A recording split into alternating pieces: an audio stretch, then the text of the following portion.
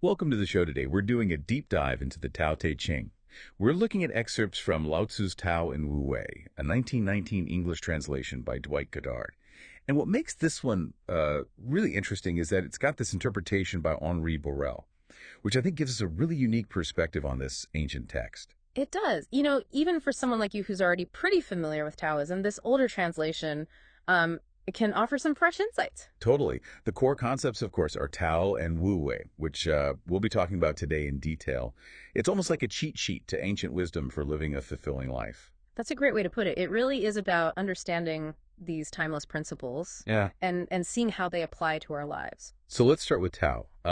You've spent years studying this. Does this particular source's explanation resonate with you? It does, and I think what's really interesting here is that Goddard, the translator, he draws a direct comparison between Tao and God. He even says that both terms, fall short of truly capturing the essence of this ultimate reality. Wow, that's a powerful statement. It really highlights just how vast and difficult to define Tao really is. Yeah, exactly. The source describes Tao as the origin of all things, the natural order of the universe, the very source of being itself. But it also emphasizes that you can't truly grasp Tao through intellect or language alone. It has to be experienced. It reminds me of that anecdote in here about the Yellow Emperor losing his magic pearl, which is like a symbol of his true self. And he searches everywhere using knowledge and logic. But ultimately, he can only find it through nothing.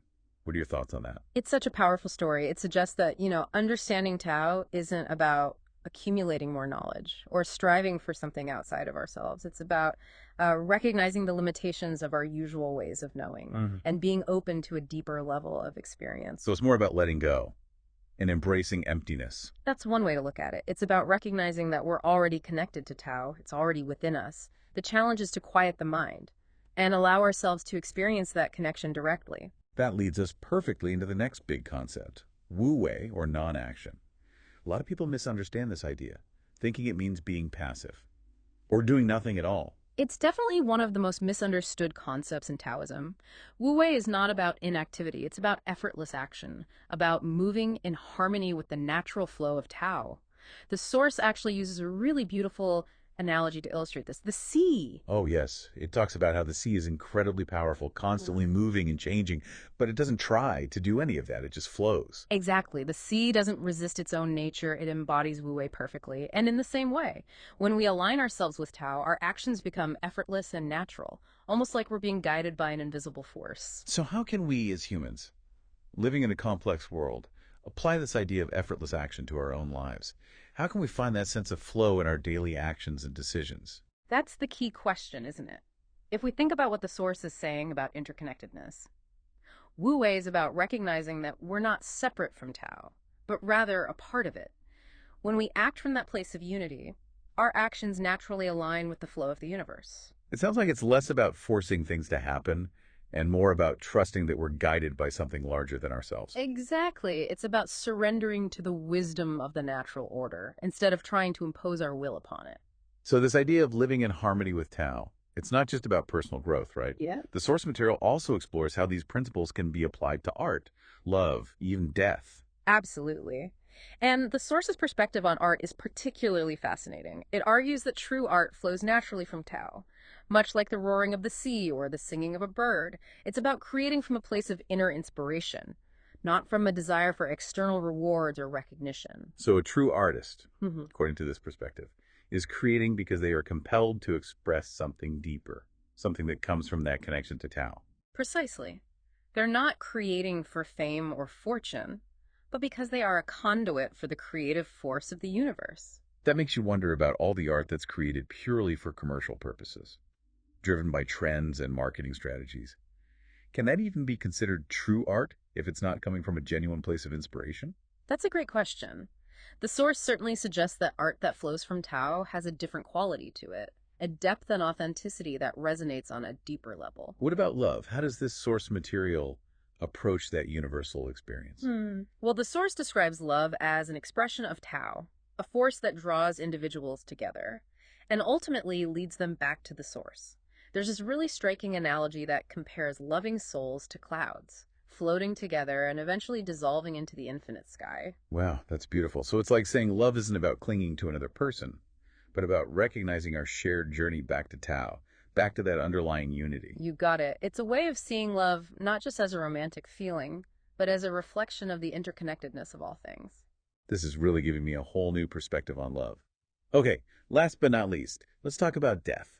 It's not exactly a cheerful topic, but it's an inevitable part of life. How does this source material encourage us to view it? It encourages us to see death not as an ending, but as a natural transformation. Much like the changing seasons, it's simply a part of the ongoing flow of existence. So instead of fearing death, we should see it as like a return to the source, emerging back into Tao. Exactly. It's about shifting our perspective from seeing death as an end to seeing it as a transformation, a transition to a different state of being. That reminds me of the anecdote about Chuang-Tzu, the philosopher who followed Laotzu. When his wife died, he didn't mourn in the conventional way. Instead, he explained that death is a natural process, just like the cycle of the seasons. Do you think that story resonates with this source material's overall message? Absolutely. It's a perfect example of how a deep understanding of Tao can lead to a profound acceptance of life and death. Chuang-Tzu wasn't denying the reality of his wife's passing.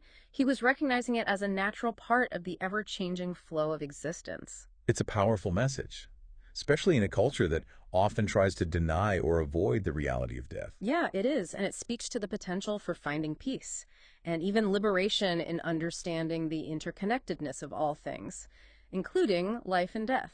So after diving into all of these profound concepts, what do you think are the key takeaways for our listener? What does it really mean to live in harmony with Tao? Well, the source material seems to suggest that true fulfillment comes not from chasing external goals or resisting the natural order, but from aligning ourselves with the flow of Tao. It's about finding that effortless action in our lives, trusting in the wisdom of the universe, and letting go of the need to control everything. The source uses that phrase effortless action quite a bit. In your own life, how do you experience that sense of Wu Wei? What does it feel like to you? For me, it's about recognizing when I'm trying to force things to happen, when I'm swimming upstream, so to speak. Wu Wei is about noticing those moments and consciously choosing to let go, to surrender to the current, and trust that I'm being guided in the right direction. It's like that saying, let go and let God, but with a Taoist twist.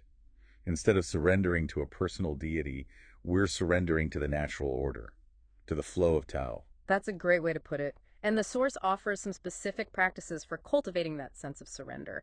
Things like meditation, mindfulness, and spending time in nature. Those practices make a lot of sense. Especially the part about spending time in nature.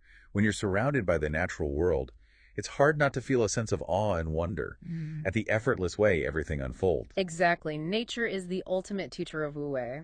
The trees don't strive to grow, the rivers don't struggle to flow, the stars don't try to shine. They simply exist in perfect harmony with the Tao. It makes you wonder if we could all learn a thing or two from observing the natural world more closely. I think we absolutely could. We've become so disconnected from nature in our modern lives. And I think that's contributed to a lot of the anxiety and stress we experience. Reconnecting with nature, even in small ways, can be incredibly grounding and restorative. So as we start to wrap up this deep dive, what's the one thing you hope our listener takes away from this exploration of Tao and Wu Wei? What's the most important message you'd like them to remember? I think the most important message is that these concepts are not just meant to be intellectualized. Reading about Tao and Wu Wei is just the first step. The real journey is in applying these principles to our daily lives, in how we interact with others, how we approach our work, how we face challenges, and how we appreciate beauty. It's about embodying the Tao, not just thinking about it. Exactly. And that's a lifelong journey. It's not about reaching some kind of perfect state of enlightenment, but about continually striving to live in greater harmony with the natural order. And it's a journey that's unique to each individual.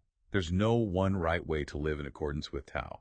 Absolutely. The Tao Te Ching isn't a rigid set of rules. It's more like a map, a guide to help us navigate the complexities of life. With more grace and wisdom, each of us has to find our own path, our own way of expressing Tao in the world. And even though these concepts are thousands of years old, they still feel so relevant to the challenges we face today. With all the information overload, the pressure to succeed, the constant striving and doing, the principles of Taoism offer a much-needed antidote, a path to finding peace amidst the chaos. They do, and it's a path that's available to all of us. It's not about becoming a Taoist or following a particular religion. It's about tapping into that innate wisdom that's already within us, that connection to the source that we all share. So if our listeners feeling inspired to explore these ideas further, where would you recommend they go from here? What resources would you suggest? Well, of course, I'd recommend diving deeper into the Tao Te Ching itself. This 1919 translation by Dwight Goddard is a great place to start, especially with the added interpretation by Henri Borel.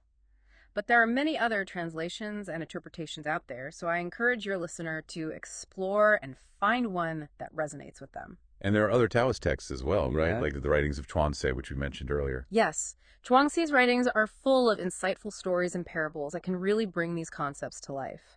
And there are many other texts and teachings within the Taoist tradition that offer different perspectives and insights into living in harmony with Tao. It's almost like a treasure trove of ancient wisdom waiting to be discovered. It is, and the beauty of it is that it's always there waiting for us to tap into it. So as we wrap up this incredible deep dive, what's one final thought you'd like to leave our listener with? Something to ponder. Something to inspire them on their continued journey of exploring Tao. Let me think. How about this? If the entire world is an expression of Tao, how might that change our perspective on our daily challenges and triumphs? What if everything, even the seemingly mundane, is a reflection of this interconnected, ever-flowing reality? That is a wonderful question to ponder. It really challenges us to see the world through a different lens, to find the extraordinary in the ordinary. It does, and I think that's what Taoism is all about ultimately. Helping us to see the world with fresh eyes, to appreciate the beauty and interconnectedness of all things. It's been an incredible journey exploring these ideas with you today. I feel like I've gained a whole new understanding of Tao and Wu Wei. Me too. It's always a pleasure to dive into these ancient texts and see how their wisdom still resonates so strongly today. So as we come to the end of our deep dive, I just want to encourage you to keep exploring these ideas, to keep that question in mind as you go about your day. Absolutely. The journey of understanding Tao is a lifelong one, and the more we engage with these concepts, the more they can enrich our lives and help us navigate the world with greater peace, wisdom, and grace. Thank you so much for sharing your insights and expertise with us. It's been a truly enlightening conversation. It's been my pleasure, and thank you for inviting me to join you on this deep dive. Well, that's all the time we have for today. We hope you've enjoyed this exploration of the Tao Te Ching, and that you'll continue to delve into this fascinating and profound philosophy.